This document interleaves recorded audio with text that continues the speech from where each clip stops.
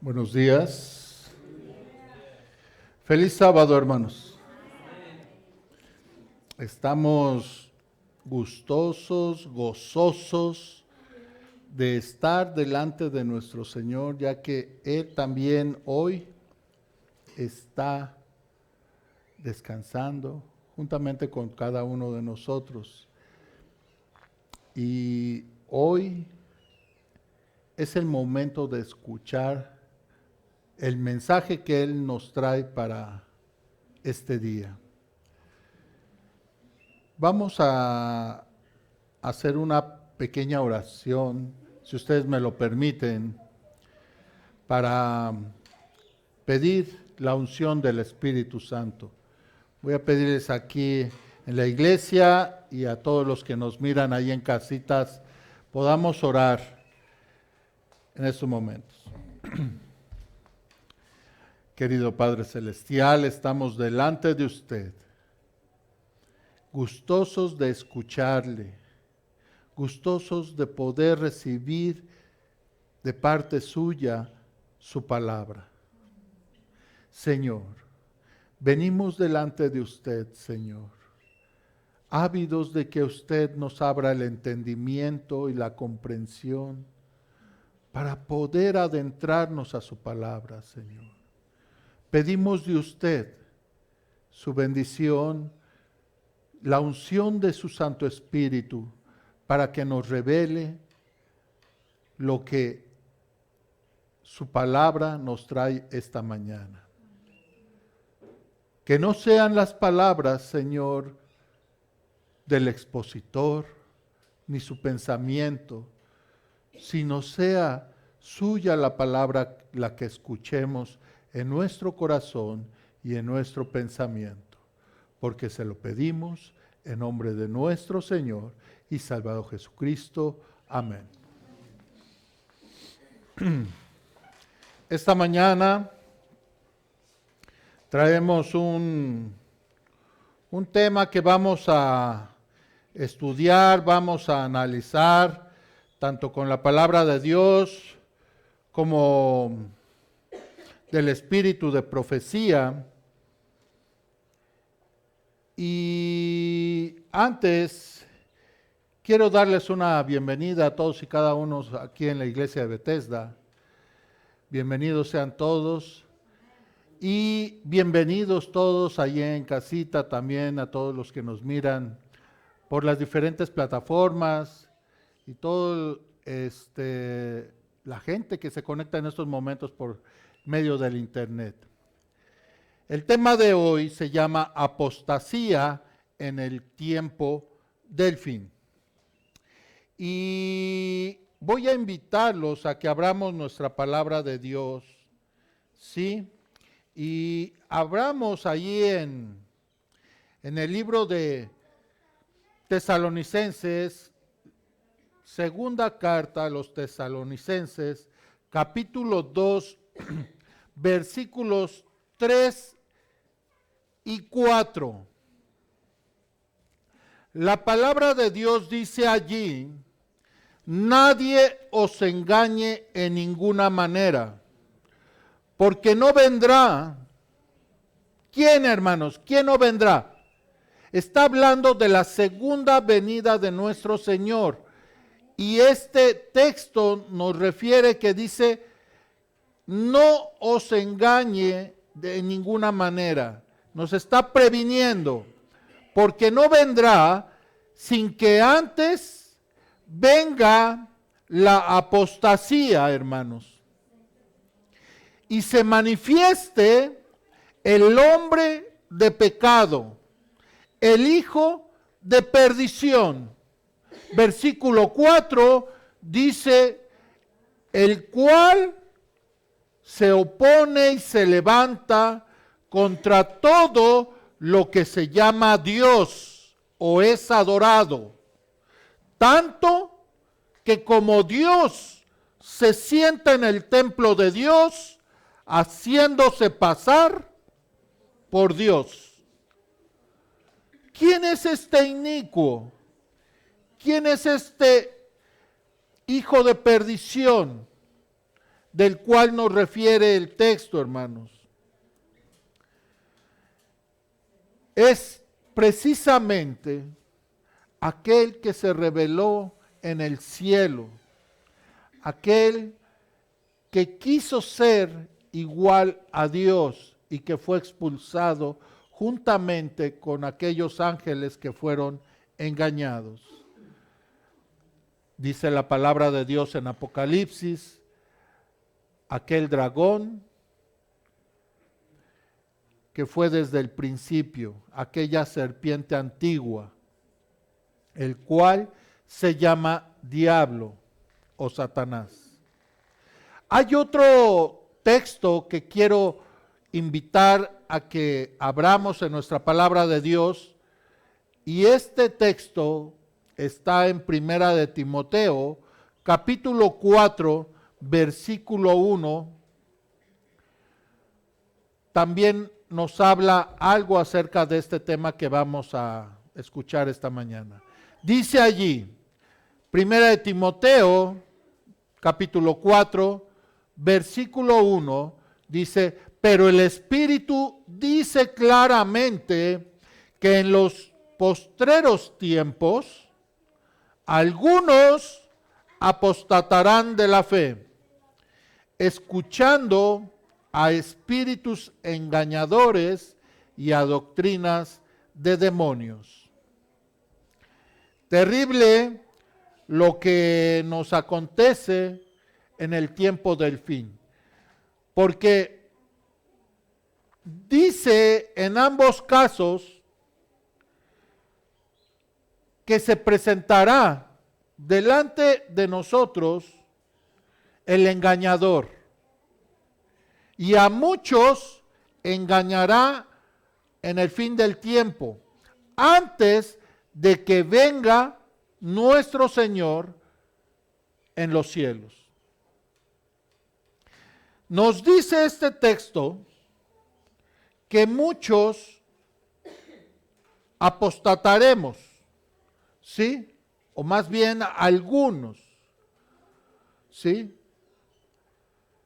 Mas sin embargo, primero tenemos que entender qué es apostasía. La apostasía, mis hermanos, como tal, significa abandonar la doctrina que uno profesa. ¿Sí? Esta palabra del griego se compone de dos partes. La primera es fuera de, y la segunda que significa colocarse. ¿Sí? En sí, en general, esta palabra significa abandonar la doctrina que se profesa. ¿Sí? ¿Quién fue el primer apóstata que registra la Biblia? Satanás. Exactamente. Él se opuso a todo lo que el Señor, lo que nuestro Dios mandaba. Se opuso a sus leyes, a sus mandamientos y a su gobierno en el cielo. Dice una cita en Isaías 14, capítulo 14, versículo 12. Allí muchas veces hemos leído esta cita. Dice allí, desde el verso 12, ¿cómo caíste del cielo, oh lucero, hijo del alba? Cortado fuiste por tierra, tú que abatías las naciones. Tú que decías en tu corazón, subiré al cielo, por encima de las estrellas de Dios, levantaré mi trono, y en el monte de la reunión me sentaré en el extremo norte. Sobre las alturas de las nubes subiré y seré semejante al Altísimo. Mas tú has sido derribado hasta el Seol, a lo profundo del abismo. Este ángel, coronado con gran poder, se rebeló ahí en el cielo. Se opuso, apostató delante de Dios, ¿sí? Y se fue. Pero, ¿cuáles son, hermanos, las causas para apostatar? Porque en los textos que leímos al principio de este tema, nos dice 1 Timoteo y Tesalonicenses que vendrá la apostasía antes. Eso quiere decir que algunos o muchos abandonaremos las filas de la doctrina que estamos hoy profesando. Dice que va a pasar, tiene que pasar eso antes de que venga nuestro Señor. Y es palabra del Señor. ¿Sí? Pregunto a la audiencia y a los que nos miran. ¿Ya se está viendo esto? Están apostatando ya muchos hermanos que profesaron esta doctrina. Y no solamente estoy hablando de nuestra iglesia, la iglesia adventista del séptimo día. Esto está ocurriendo en todas las denominaciones. En la católica.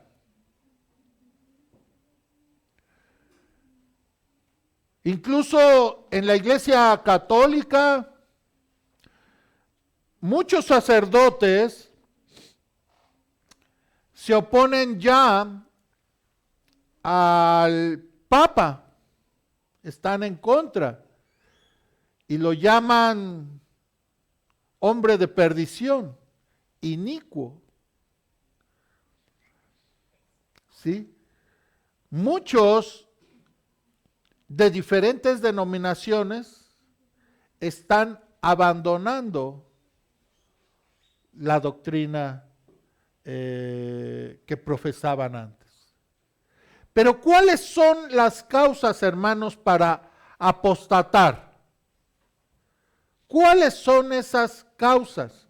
¿Qué es lo que nos lleva a cada uno de nosotros a estar de ese lado para poder abandonar una doctrina que profesamos, una doctrina que profesábamos y decíamos ser fieles a Dios? ¿Cuáles son las causas? Vamos a ver algunas que nos refiere la palabra de Dios y voy a invitarlos a que abramos la palabra de Dios en Gálatas capítulo 6, versículo 3. Dice allí, porque si alguno se cree que es algo, no siendo nada, se engaña a sí mismo. ¿Qué dice aquí? Si alguno se cree que es algo, no siendo nada, se engaña a sí mismo. Esa es una causa, hermanos, creerse que es uno algo.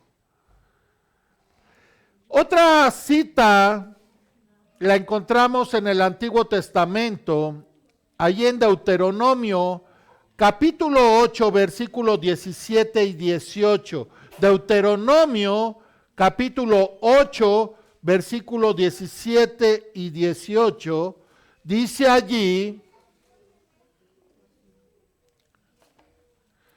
no sea que digas en tu corazón, mi poder y la fuerza está en mi mano, me han producido esta riqueza. Mas acuérdate del Señor tu Dios, porque Él es el que te da poder para hacer riquezas a fin de confirmar su pacto, el cual juró a tus padres como en este día. ¿Sí? ¿Cuántos hemos escuchado estas palabras de alguien que dice, gracias a mi trabajo, a mi esfuerzo, a mi inteligencia, a mi capacidad de hacer negocios, tengo todas estas riquezas que tengo y poseemos aquí en este hogar? ¿Cuántos hemos escuchado esas palabras de algunas personas que dicen esto? Bueno, déjeme decir que aquí la palabra de Dios nos está diciendo que esto es una causa. Esto es una causa para poder apostatar, ¿sí? Para abandonar su fe. ¿Por qué? Porque el hombre deposita toda su confianza en él mismo.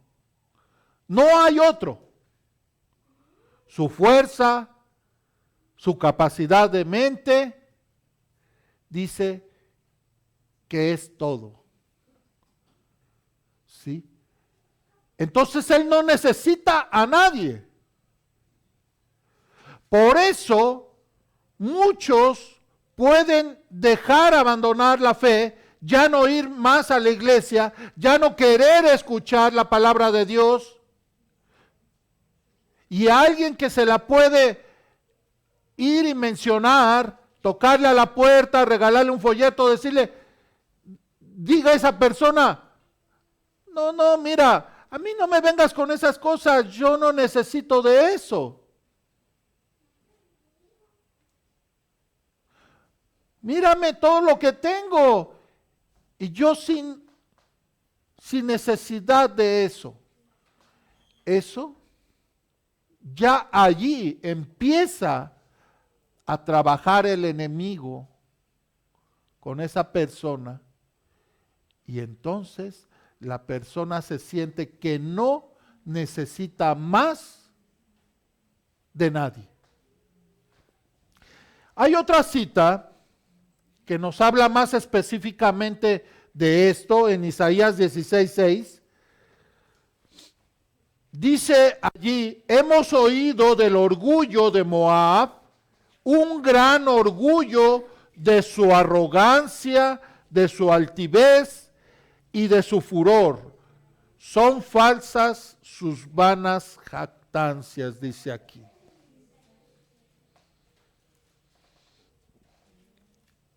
Una más, Isaías 47:10, ahí mismo en ese libro, capítulo 47:10, dice allí,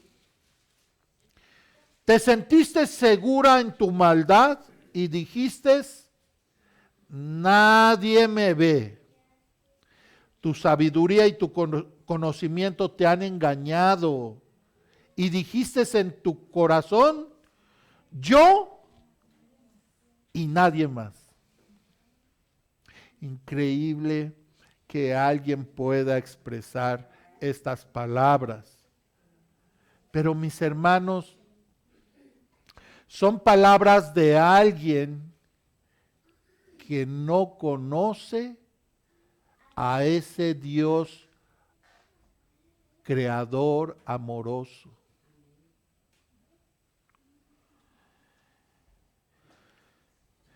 Sigamos adelante. ¿Qué es lo que nos dice esta última cita que vimos aquí en Isaías?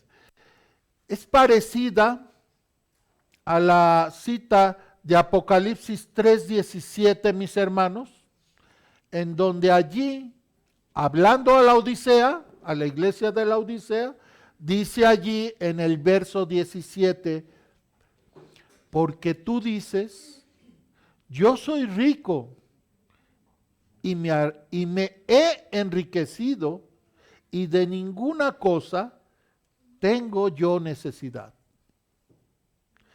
Y no sabes que tú eres un desventurado, un miserable, pobre, ciego y desnudo. Increíble cómo Dios, que conoce a todos y cada uno de nosotros, le dice a esta iglesia: tú dices que eres rico, que te has enriquecido, que no necesitas de nadie, te has envanecido tan grandemente, pero no te das cuenta que eres un pobre, ciego, desventurado, miserable y desnudo, dice.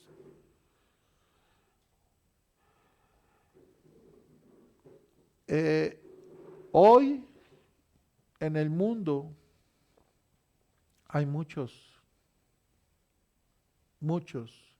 que están en esta situación. Lo normal sería decir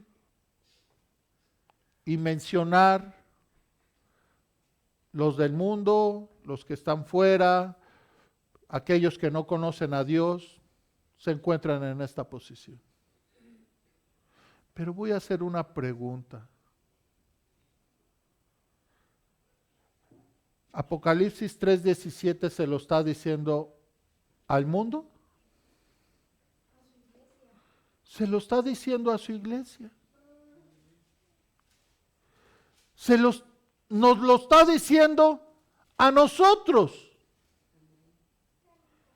Y nos dice que nosotros nos hemos envanecido tanto que decimos: no necesitamos ya más nada. Hemos adquirido tanta sapiencia que decimos: ya no necesitamos aprender nada más.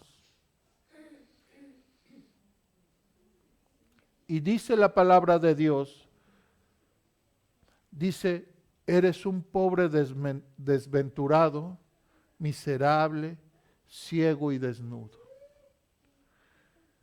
el cual de rico no tienes nada. ¿Sí? Terrible, ¿verdad? Por esa razón, como nos refiere el Señor esto, es que están sucediendo esto que estamos viendo de apostasía. Muchos están abandonando ya las filas de las iglesias por estas palabras, porque sintiéndose ricos, que ya no lo saben todo, que ya no necesitan ya más nada, apostatan, se van. Y algunos van y forman su propia congregación. Pero aquí la palabra de Dios nos llama a todos que somos ciegos y desnudos. ¿Sí? En un texto, allí en Proverbios capítulo 29, versículo 18,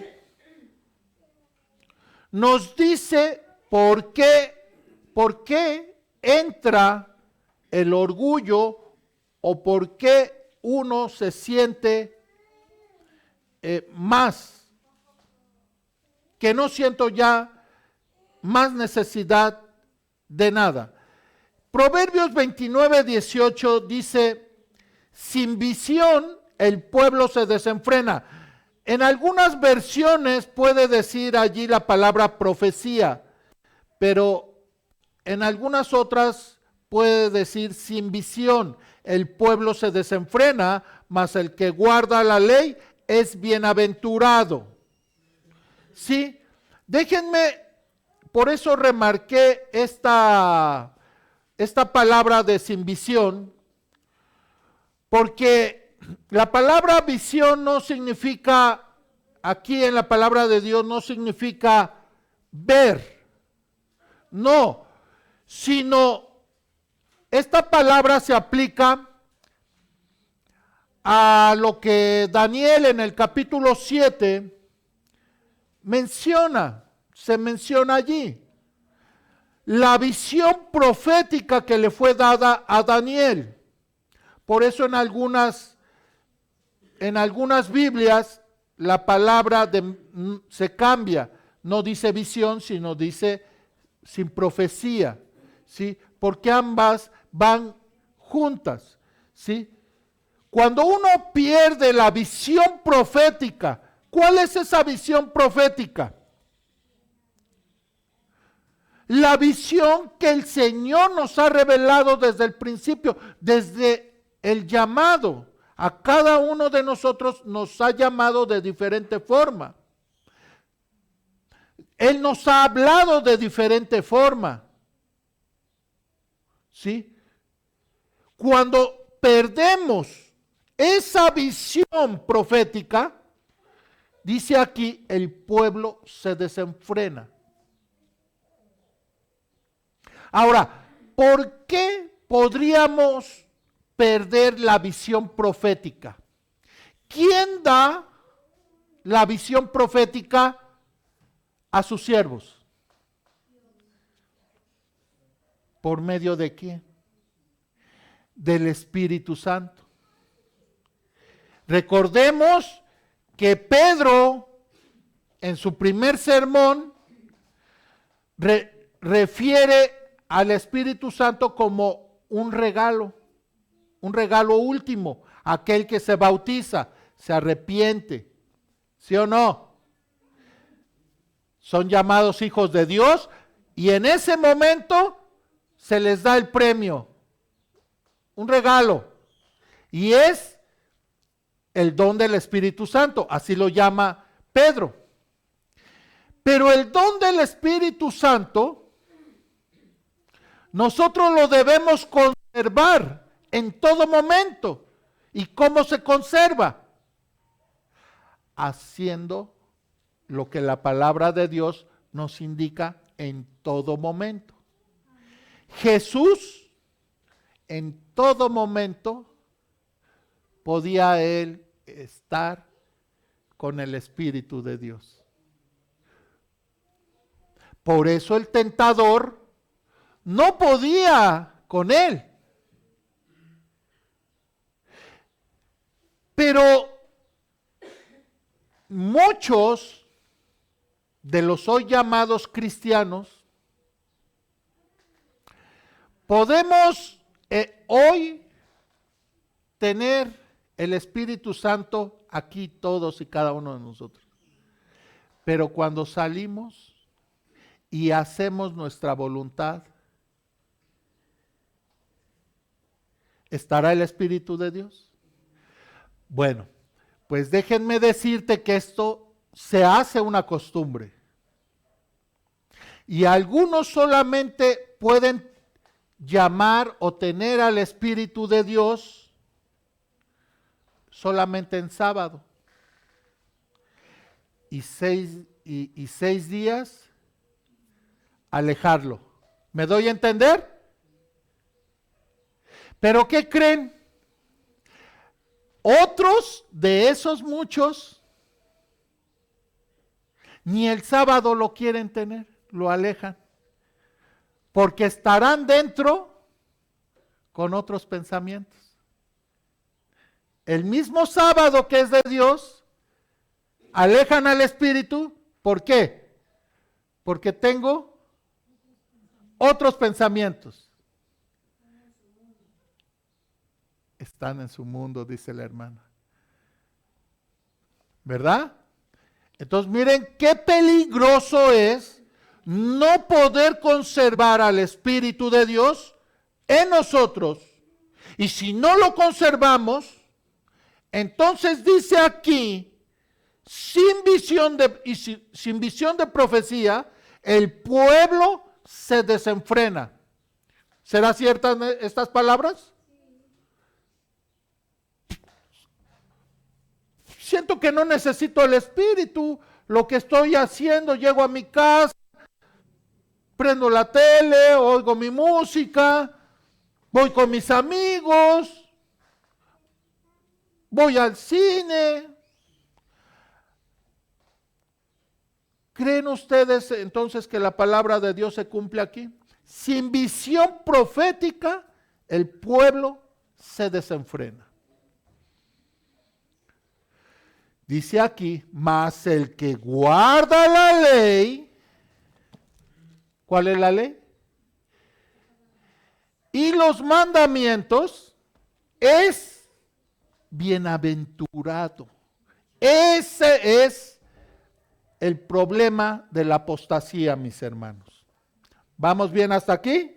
Seguimos adelante. Miren ustedes lo que dice una cita del Espíritu de Profecía, eventos de los últimos días. Al ver que el Señor ha hecho, me llenó de admiración y de confianza en Cristo como director. No tenemos nada que temer del futuro, a menos que olvidemos la manera en que el Señor nos ha conducido. ¿Se dan cuenta? Lo mismo que dice Proverbios. ¿Sí? No deben de temer nada del futuro, hermanos. Solamente temen aquellos que han olvidado lo que el Señor los ha conducido y lo que nos ha enseñado en nuestra historia pasada. Seguimos adelante. Ese inicuo, ese Satanás, desde el principio que se reveló en el cielo, ¿sí? Ha ido engañando al mundo. En el principio, en el Edén, engañó a Eva. Engañó a Eva, ¿sí? Eva decidió por decisión propia creerle más a Satanás que a Dios. Ella apostató allí, le dio la espalda a Dios, ¿sí? Diciendo, creyendo más bien lo que la serpiente le estaba diciendo a ella. Y Adán, a él se le había dicho todo. Adán apostató, pero ¿por qué apostató Adán? Adán apostató porque no quería perder a su mujer. Dice el Espíritu de Profecía allí en Historia de la Redención, que amó más a ella que a Dios. Pasaba más tiempo con ella que con ¿quién? Que con Dios.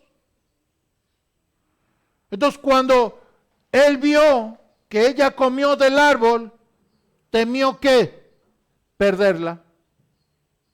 No creyó en ningún momento que Dios le podía reponer a su mujer. ¿Podía haberlo hecho el Señor? Claro, para Dios no hay imposibles.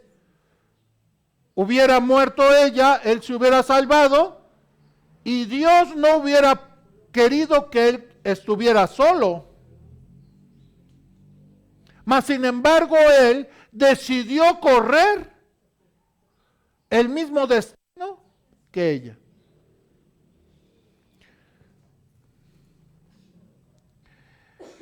Ya sabemos que, pues, después de que entró el pecado, la tierra se corrompió en gran manera.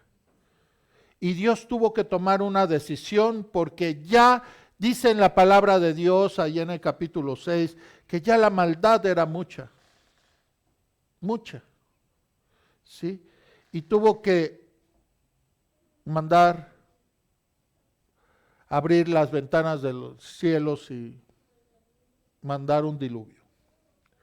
Dice allí en el verso 5 del capítulo 6 de Génesis, dice, y vio Jehová que la maldad de los hombres era mucha en la tierra y que todo designio de los pensamientos del corazón de ellos era de continuo solamente el mal, y se arrepintió Jehová de haber hecho hombre en la tierra, y le pesó en su corazón. Y dijo Jehová, raeré los hombres que he creado sobre la faz de la tierra, desde el hombre hasta la bestia, y hasta el reptil, y las bestias del cielo, porque me arrepiento de haberlos hecho. Empero Noé halló gracia en los ojos de Jehová. Y se corrompió la tierra delante de Dios, y estaba la tierra llena de violencia. Y miró Dios la tierra, y he aquí que estaba corrompida, porque toda carne había corrompido su camino sobre la tierra. Y dijo Dios a Noé, el fin de toda carne ha venido delante de mí, porque la tierra está llena de violencia a causa de ellos, y he aquí que yo los destruiré con la tierra. Aquí vemos que se presenta un juicio para una nación, para un pueblo, ¿sí?, que se había corrompido. El juicio de Dios, en mis hermanos, llega tarde que temprano. Dios es un Dios misericordioso, amoroso, que ama a su creación. Pero no nos confundamos. Dios tiene un tiempo. Dios tiene un límite. Y Él está llamando hoy a todos a que vengan a entregarse a Él. Pero hay un tiempo, como dije, hay un límite. Y cuando ese tiempo se acabe, como aquí vimos, el Señor va a derramar su ira contra todos y cada uno que haya seguido el camino del inicuo. Dios no quiere la perdición del humano. No viene contra ti ni contra mí. El Señor viene a exterminar al inicuo, a Satanás, a acabarlo. Él tiene su fin. Pero muchos hoy por su propia decisión, han querido seguir el camino del inicuo. Y otros que están dentro de la iglesia han querido, por su propia decisión, darle la espalda a Dios para seguir el camino del inicuo. ¿Sí? Entonces pongamos mucha atención en esto, porque esa no ha sido la primera destrucción que el Señor ha realizado. Recordemos también que Sodoma y Gomorra fueron destruidos por su pecado. Su pecado fue tanto en abundancia que ellos también perecieron. Dice Ezequiel capítulo 16, 48. Vivo yo, dice Jehová el Señor, que Sodoma, tu hermana y sus hijas, no han hecho como hiciste tú y tus hijas. Y he aquí que esta fue la maldad de Sodoma, tu hermana, soberbia. Fíjense cuántos menciona aquí. Soberbia, saciedad de pan y abundancia de ¿qué? Ociosidad. ¿Sí? Tuvieron ella y sus hijos, y no fortaleció la mano del afligido y del menesteroso, y se llenaron de soberbia, e hicieron abominación delante de mí, y cuando lo vi, los quité.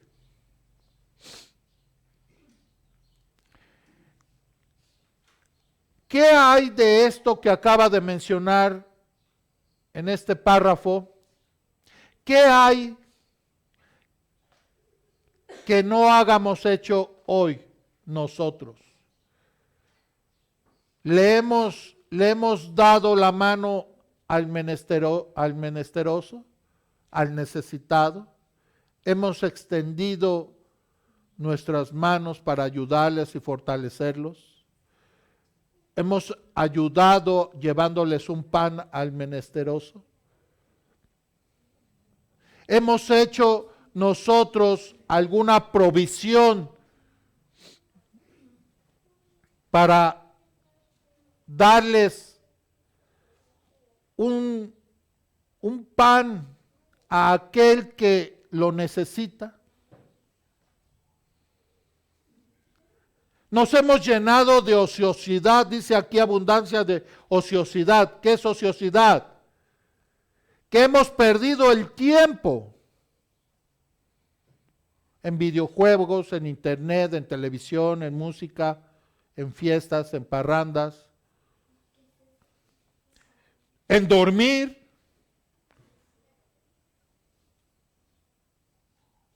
Eso es ociosidad. No hacer nada de provecho. Dice aquí que ese fue el pecado que Sodoma hizo. Se llenaron de ociosidad. Y por eso los quitó de la faz de la tierra.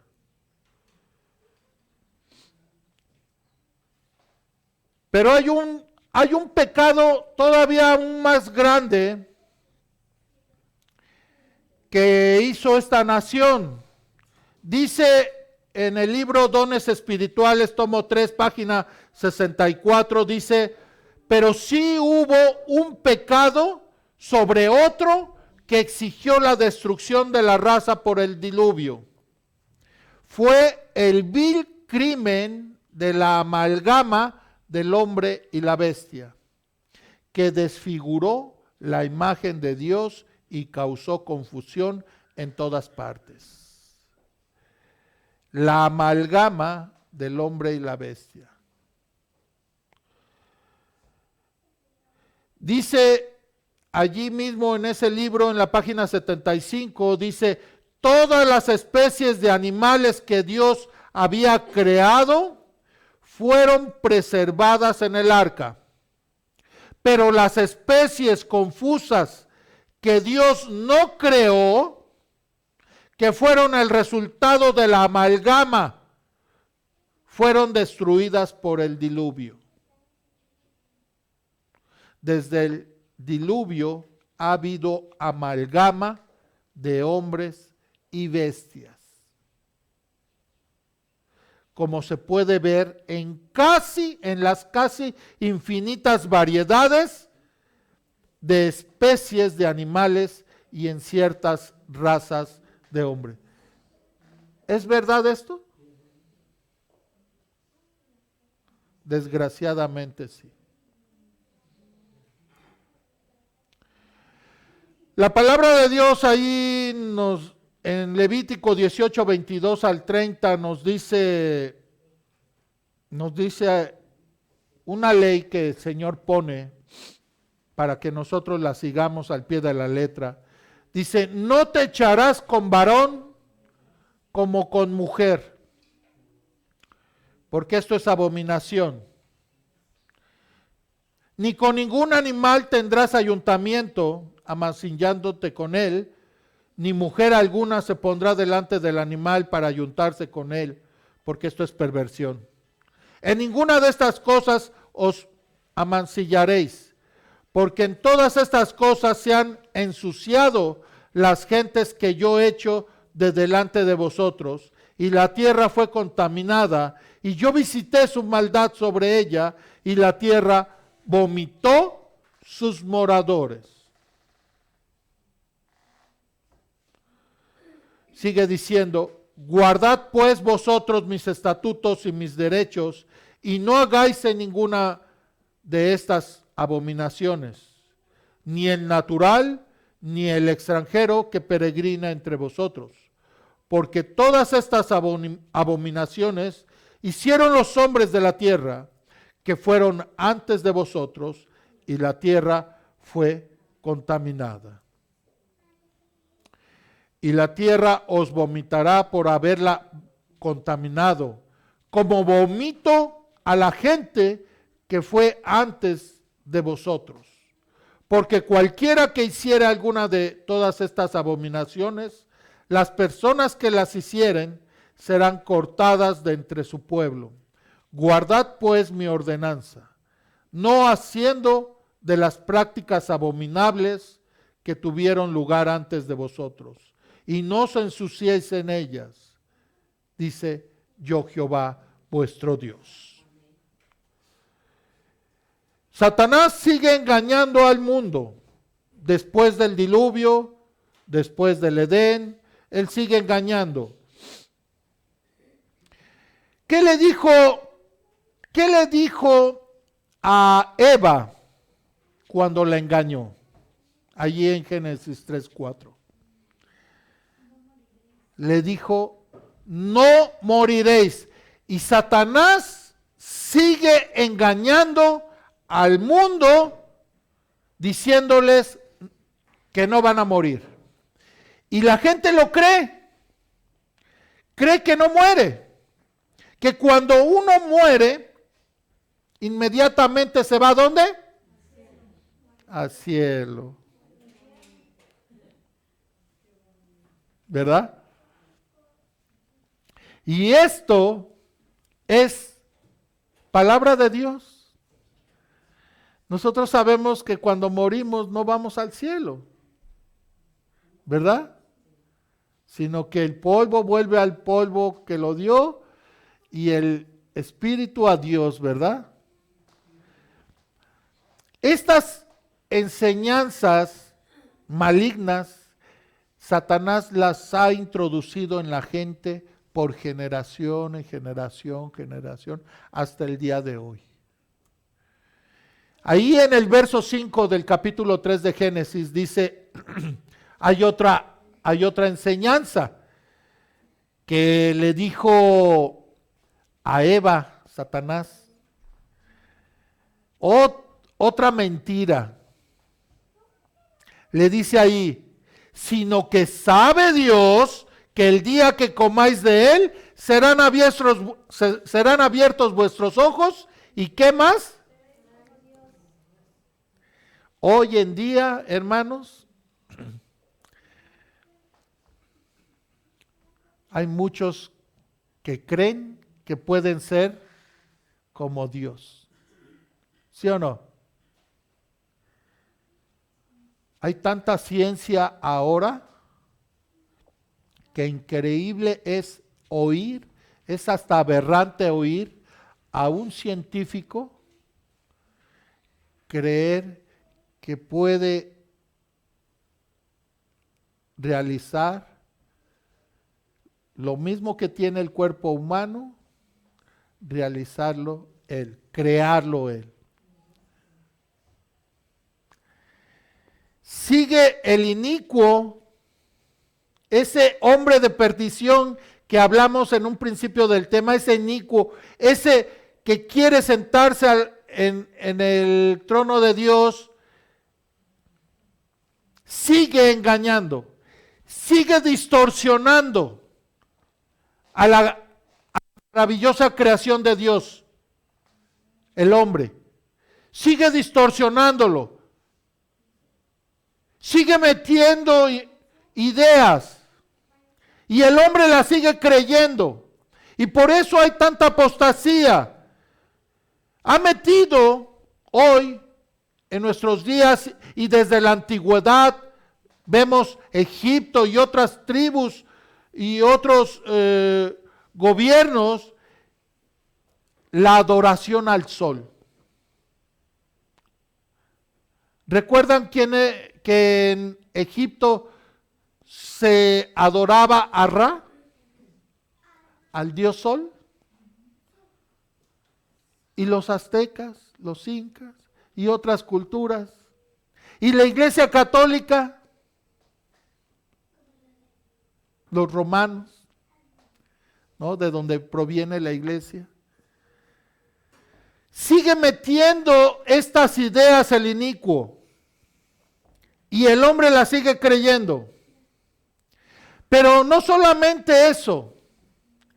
Metió además en los siglos XVIII, XIX, una idea más, y fue el inicio del panteísmo y del panenteísmo. Estas dos palabras que parecen iguales, pero no son iguales, las vamos a entender ahorita. El origen de la religión del panteísmo es creer que todo es Dios y que Dios es todas las cosas. Hemos escuchado a alguien decir que Dios está en todo. Bueno, yo he oído hasta cristianos adventistas. Dios está en todo. ¿Quién ha escuchado eso? Dios está en todo. En las flores, en el sol, todo, o sea, Dios es todo. Bueno, pues déjeme decirle que esto es panteísmo. Y es una creencia nula, que no es de Dios. Dice, esta creencia prevaleció en las numerosas culturas antiguas. La creencia de que el universo mismo era divino fue tipificada en las creencias animistas de las culturas africanas, los indios americanos, la egipcia, el budismo, el confucianismo. De ahí surge que una palabra que muy comúnmente, la madre tierra, la madre naturaleza, la madre tierra. ¿No? ¿Sí o no? ¿Quién dice, quién ha escuchado eso? Bueno, seguimos. El panenteísmo dice que Dios está en todas las cosas. ¿Sí? A ver, aunque parecen iguales, no es igual. El panteísmo dice creer que todo es Dios. El universo, los planetas, el sol, todo es Dios. Y el panenteísmo, que Dios está en todas las cosas. ¿Sí? Puede estar en una flor, puede estar aquí, en lo que vemos, en el aire. Eso es el panenteísmo, pero miren, vámonos rápido. Hay 4 cosas que yo les quiero mencionar aquí. Número 1, pongan atención. Número 1, Dios no es la naturaleza misma. Entiéndalo. Número 1, Dios no es la naturaleza misma.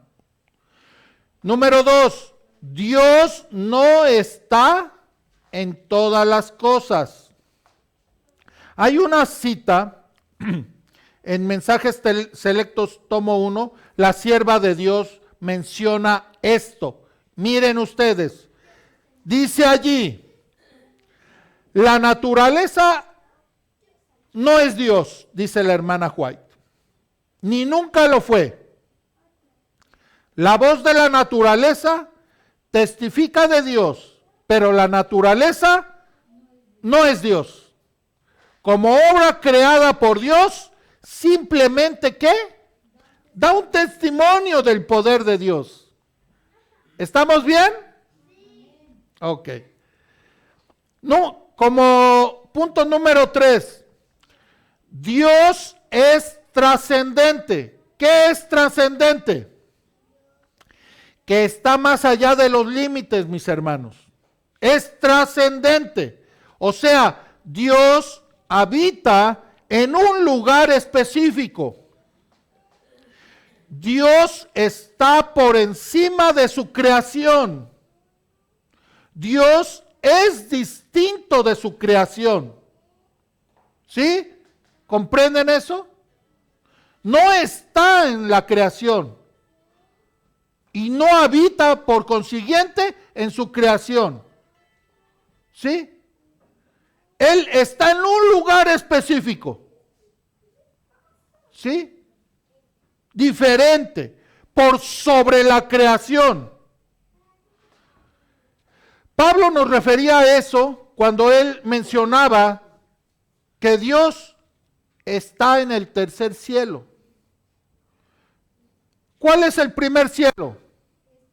Este que vemos. ¿Y el segundo cielo? Lo conforma ¿quién? El universo y las estrellas.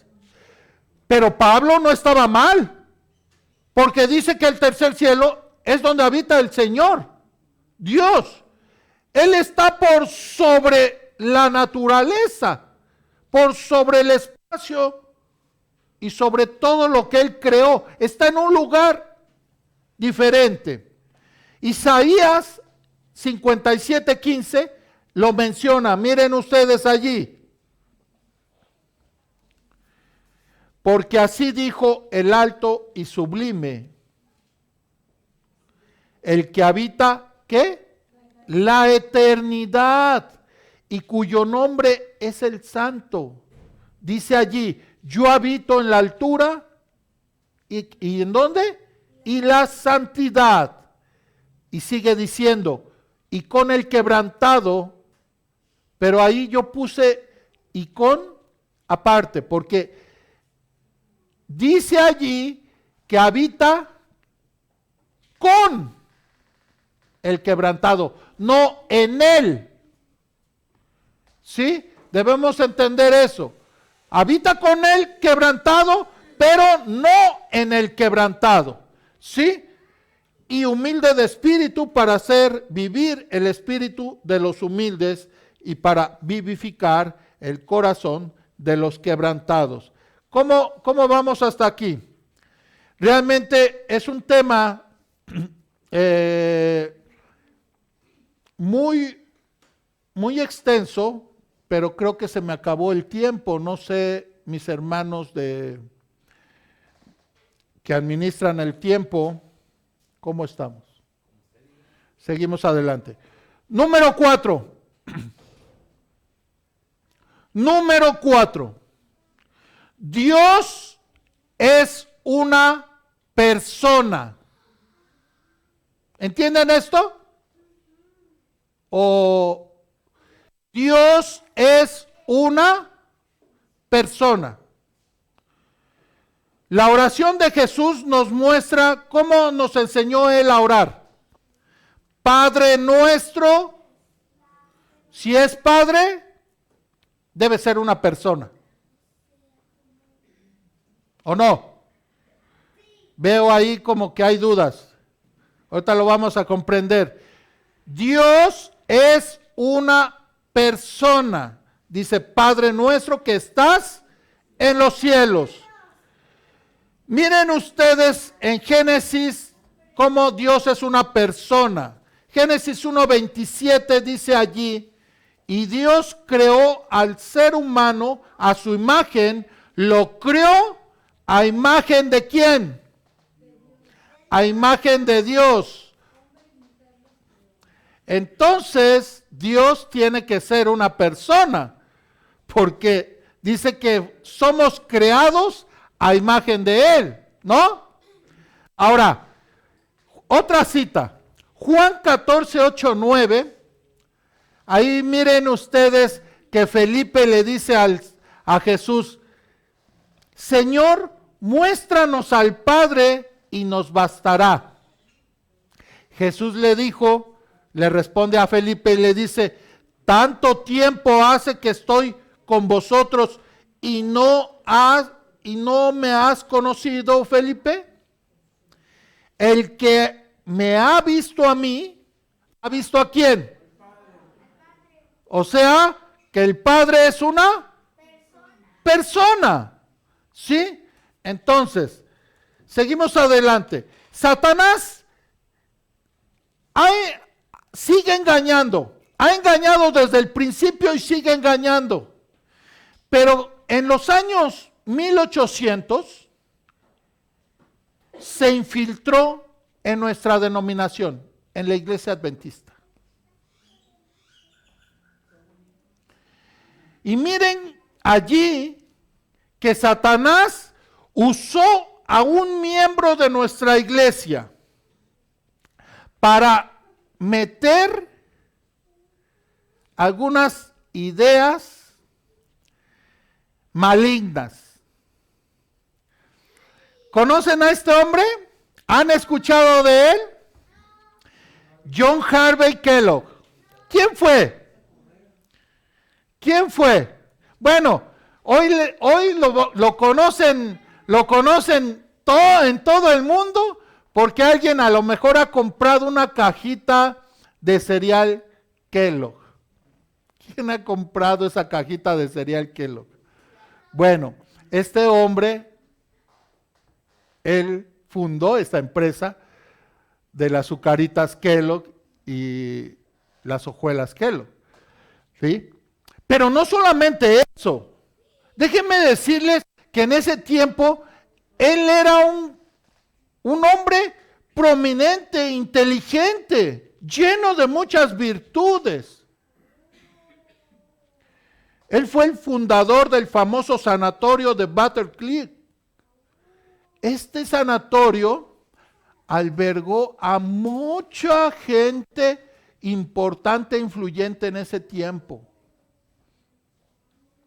Él era un brillante cirujano, mis hermanos.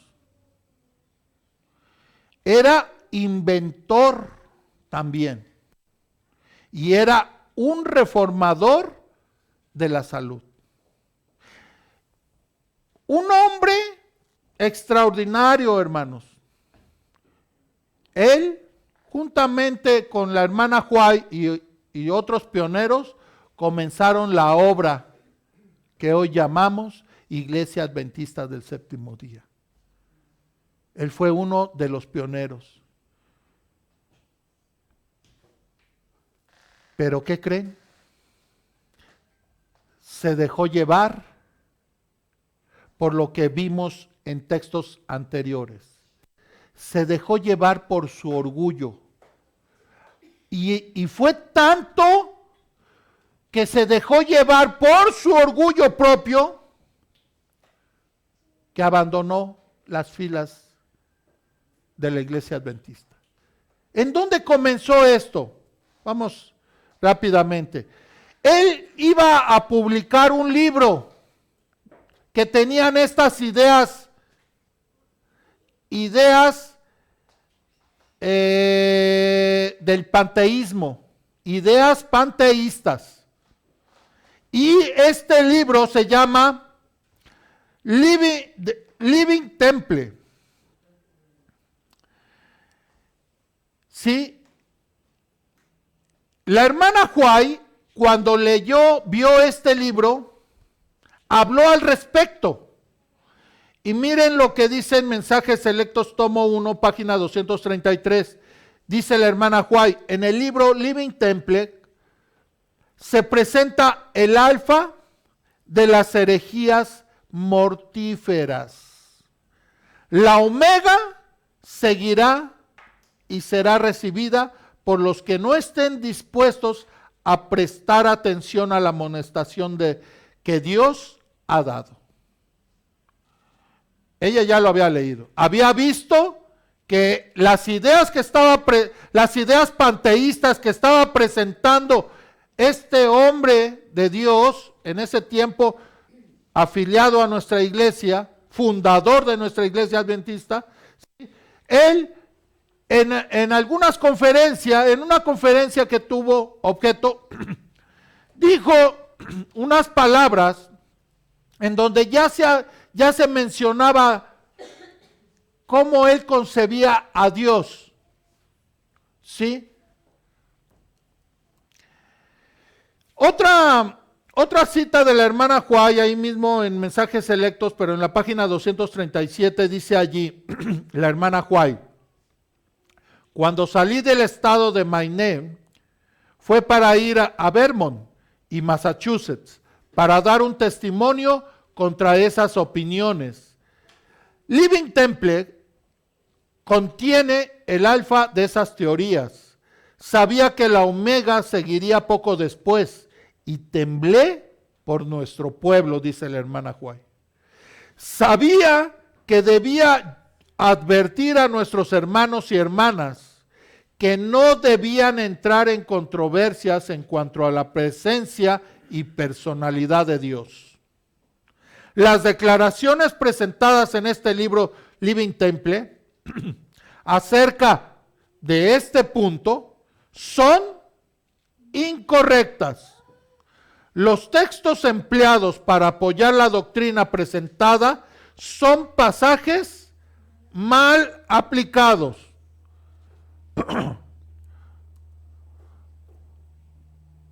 Siguiente cita, en la página 238 y 39, sigue ella hablando acerca del libro. Dice: el enemigo de las almas ha procurado introducir la suposición de que había de realizarse una gran reforma entre los adventistas del séptimo día, y que esa reforma consistiría en renunciar a las doctrinas que están en pie como las columnas de nuestra fe, y que había de comenzar un proceso de reorganización. Kellogg's estaba por empezar una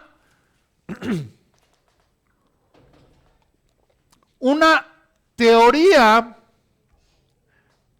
que él había expuesto en su libro, y que esto, si se dejaba, iba a convertirse en cambios reformadores en nuestra iglesia.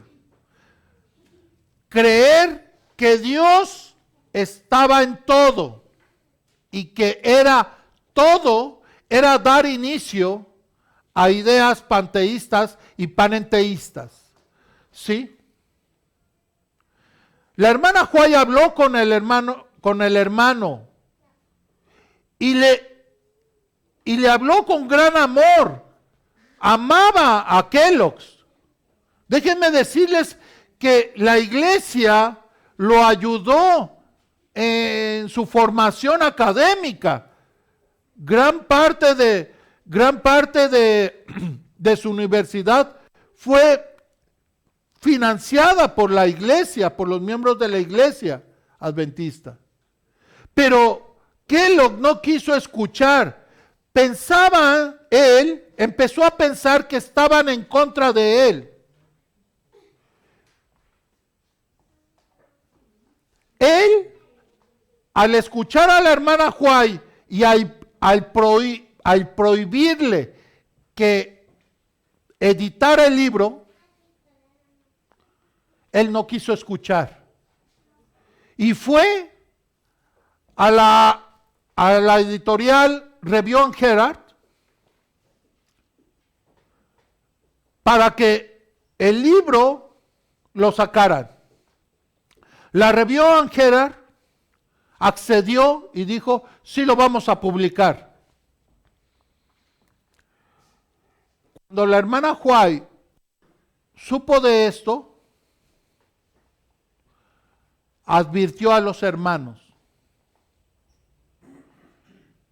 y le dijo a él que eso estaba mal, que Dios le había dado a ella el mensaje de que ese libro era maligno. Fue tanto su descontento de Kellogg que se fue de las filas. Abandonó las filas porque decía él que todos estaban en contra de él. Fue una gran revolución porque muchos amaban al hermano Kellogg y lo apoyaban. Y muchos se fueron con él.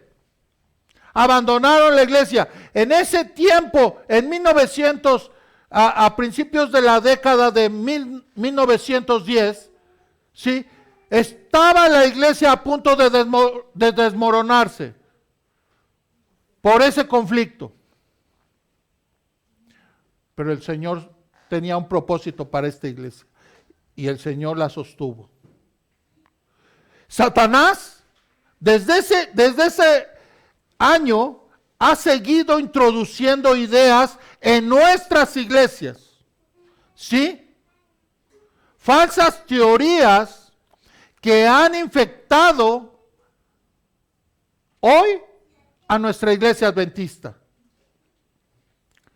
Tanto es así que hoy vemos en nuestras iglesias una falsa adoración. Nuestros dirigentes han contaminado y envilecido nuestros templos. ¿Sí? Eso es lo que se ha visto. Nuestros jóvenes bailando en nuestros templos. La adoración y la penetración de las Navidades. Eso es lo que está hoy. Eso es lo que el inicuo ha introducido hoy en nuestra iglesia. ¿Sí? Y los hermanos, nuestros hermanos, se han ido alejando de los principios que Dios ha establecido en su palabra. ¿Sí? Y por eso hay apostasía. Pero no debemos olvidar que esta apostasía también tiene un fin, como lo tuvo en el principio del diluvio, o Sodoma, o la misma Jerusalén en el año 70. ¿Sí? Ese juicio se va a presentar. Y hay de aquellos que quieran abandonar la fe. ¿Sí? Satanás no solamente esto ha introducido en nuestras iglesias, ha seguido degradando más al pueblo de Dios, pero ha degradado al pueblo de Dios a esos que, como decía yo en la escuela sabática, solamente profesan la fe y que no tienen la fe. Son dos cosas diferentes. El cristiano que tiene fe y aquellos que profesan la fe, que nada más es de apariencia, que nada más se ponen el saco para que digan, es un hermano fiel y devoto. Pero que cuando no lo ven, se quita el saco y lo guarda hasta para otra ocasión. Esos son los que el enemigo ha usado para meter estas falsas doctrinas, estos falsos pensamientos. No solamente esos, sino aquellos que no se han preocupado por leer la palabra de Dios, por estudiarla, que solamente vienen los sábados a escucharla, pero que ni siquiera enseñan lo que aprendieron en el sermón. ¿Sí? Porque si enseñaran lo que ahorita están aprendiendo, no se les olvidaría. Pero como no lo enseñan, se les pregunta a los 2, 3 días o a la semana a esos hermanos, hermano, ¿de qué se trató la predicación de hace 8 días? ¿De qué fue? Y como que le está hablando al cielo o a la tierra, a ver si le da la respuesta, ¿no? ¿De qué estaría hablando?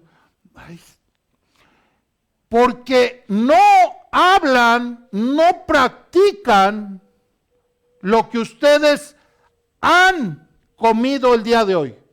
No lo han compartido el pan espiritual con aquellos que lo necesitan. Como dije, Satanás sigue tomando a esos débiles de la fe para él seguir engrandeciendo su territorio. Sigue degradando al pueblo de Dios y miren con qué más cosas, ¿sí? Ha metido en la sociedad tanta inmundicia, tanta abominación, ¿sí?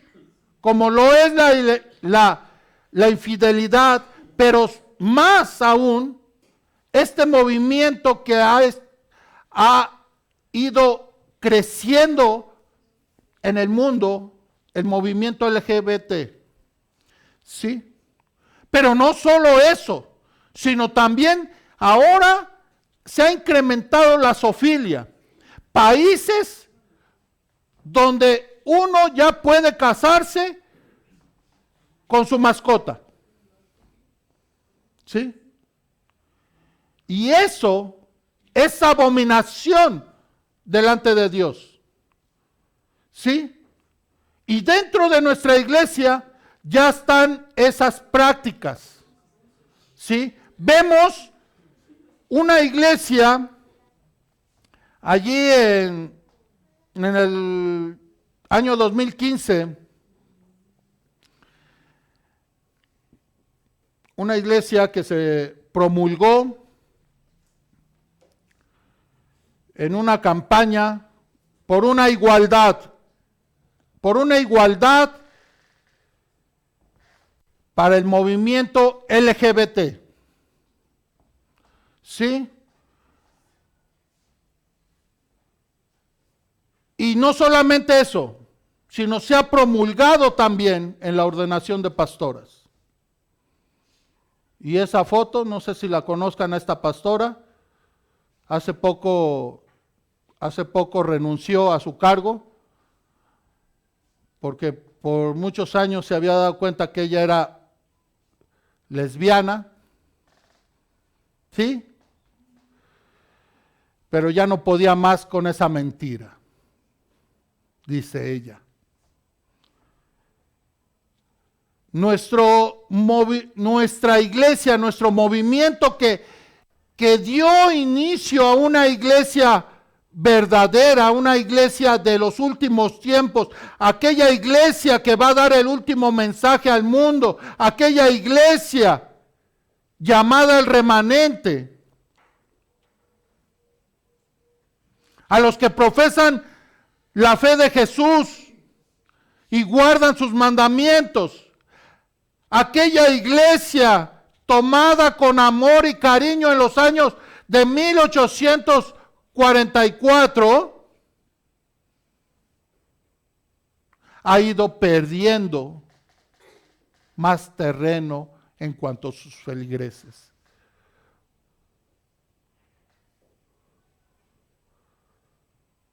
Porque Satanás los ha engañado. Porque Satanás cada vez más ha ido jalando y jalando más a esos débiles que no se preocupan por nada ni por nadie.